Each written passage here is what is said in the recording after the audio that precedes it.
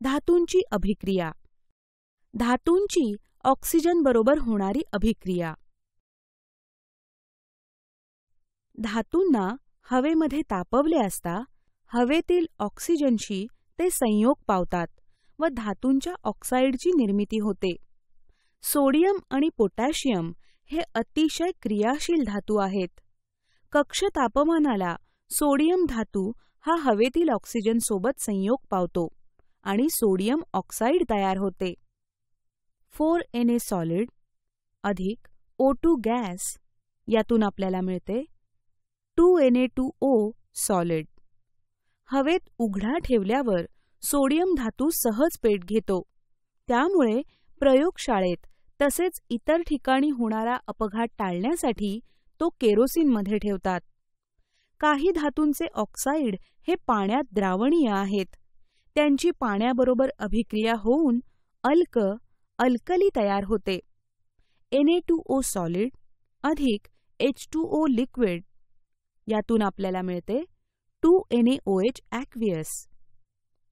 मॅग्नेशियमची फीत हवेत जाळली असता मॅग्नेशियम ऑक्साईड मिळते हे आपणाला माहीत आहेच.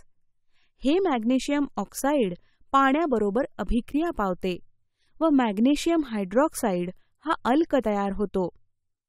2Mg सॉलिड अधिक O2 गॅस यातून आपल्याला मिळते 2MgO सॉलिड. MgO अधिक H2O यातून आपल्याला मिळते MgOH ट्वाइस. धातूंची पाण्याबरोबर होणारी अभिक्रिया.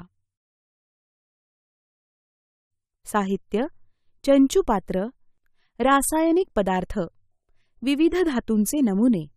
महत्वाची सूचना: सोडियम धातू घेऊ नये. पाणी.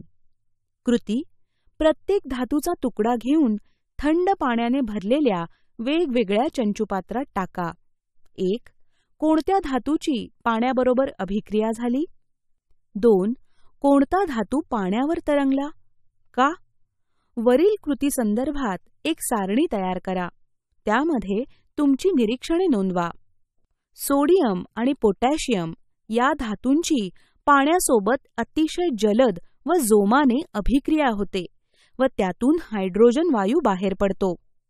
2Na सॉलिड अधिक 2H2O लिक्विड यातून आपल्याला मिळते 2NaOH ॲक्वियस अधिक H2 गॅस अधिक उष्णता. 2K सॉलिड अधिक 2H2O लिक्विड यातून आपल्याला मिळते 2KOH ॲक्वियस अधिक H2 गॅस अधिक उष्णता. या उलट कॅल्शियमची पाण्यासोबत अभिक्रिया मंद गतीने व कमी जोमाने होते. यामध्ये हायड्रोजन वायू बाहेर पडून धातूच्या पृष्ठभागावर बुडबुड्याच्या स्वरूपात जमा होतो व धातू पाण्यावर तरंगतो. 2Ca सॉलिड अधिक 2H2O लिक्विड यातून आपल्याला मिळते 2CaOH ट्वाइस ॲक्वियस अधिक H2 गॅस. ॲल्युमिनियम, लोखंड आणि जस्त या धातूंची थंड किंवा गरम पाण्याबरोबर अभिक्रिया होत नाही, परंतु वाफेशी मात्र त्यांची अभिक्रिया होते आणि ऑक्साईड तयार होतात. यामध्ये हायड्रोजन वायू मुक्त होतो. 2Al सॉलिड अधिक 3H2O गॅस यातून आपल्याला मिळते Al2O3 सॉलिड अधिक 3H2 गॅस. 3Fe सॉलिड अधिक 4H2O गॅस यातून आपल्याला मिळते Fe3O4 सॉलिड अधिक 4H2 गॅस. Zn सॉलिड अधिक H2O गॅस यातून आपल्याला मिळते ZnO सॉलिड अधिक H2 गॅस. करून पहा व विचार करा. सोने, चांदी, तांबे या धातूंची पाण्याबरोबर अभिक्रिया होते का ते प्रत्यक्ष प्रयोग करून तपासा व विचार करा. धातूंची आम्लाबरोबर होणारी अभिक्रिया. आपण मागील प्रकरणामध्ये धातूंची आम्लाबरोबर होणारी अभिक्रिया पाहिली आहे. सर्व धातू समान अभिक्रियाशील असतात का? ॲल्युमिनियम, मॅग्नेशियम, लोखंड, व जस्त यांच्या नमुन्यांची अभिक्रिया विरल सल्फ्युरिक किंवा हायड्रोक्लोरिक आम्लाबरोबर घडवून आणली तर धातूंचे सल्फेट किंवा क्लोराईड क्षार मिळतात.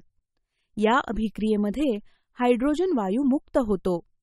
ह्या धातूंची क्रियाशीलता पुढील क्रमाने दर्शवता येते. सर्वात अधिक क्रियाशील Mg, त्यानंतर Al, त्यानंतर Zn आणि त्यानंतर Fe. Mg सॉलिड अधिक 2HCl ॲक्वियस यातून आपल्याला मिळते MgCl2 ॲक्वियस अधिक H2 गॅस. 2Al सॉलिड अधिक 6HCl ॲक्वियस यातून आपल्याला मिळते 2AlCl3 ॲक्वियस अधिक 3H2 गॅस. Fe सॉलिड अधिक 2HCl ॲक्वियस यातून आपल्याला मिळते FeCl2 ॲक्वियस अधिक H2 गॅस. Zn सॉलिड अधिक HCl ॲक्वियस यातून आपल्याला मिळते ZnCl2 ॲक्वियस अधिक H2 गॅस. धातूंची नायट्रिक आम्लाबरोबर होणारी अभिक्रिया. धातूंची नायट्रिक आम्लाबरोबर अभिक्रिया होऊन धातूंचे नायट्रेट क्षार तयार होतात. तसेच नायट्रिक आम्लाच्या संहतीनुसार नायट्रोजनची विविध ऑक्साइड्स N2O, NO, NO2 तयार होतात.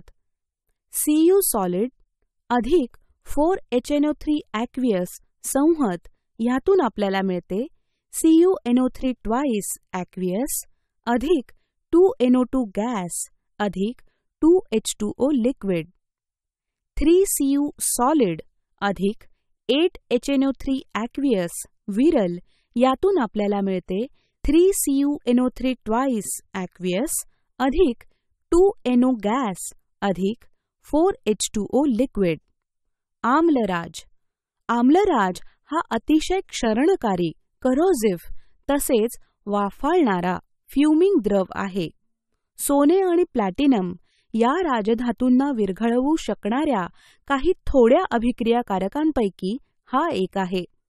संहत हायड्रोक्लोरिक आम्ल आणि संहत नायट्रिक आम्ल तिनास एक प्रमाणात घेऊन त्यापासून आम्लराज हे ताजे मिश्रण तयार करण्यात येते. धातूंची इतर धातूंच्या क्षारांच्या द्रावणाबरोबर होणारी अभिक्रिया. करून पहा. साहित्य: तांब्याची तार, लोखंडी खिळा, चंचुपात्र किंवा मोठी परीक्षा नळी इत्यादी. रसायने: फेरस सल्फेट आणि कॉपर सल्फेट यांची जलीय द्रावणे. कृती: 1. तांब्याची स्वच्छ तार आणि लोखंडी खिळा घ्या. 2. तांब्याची तार फेरस सल्फेटच्या द्रावणात आणि लोखंडी खिळा कॉपर सल्फेटच्या द्रावणात बुडवून ठेवा. 3.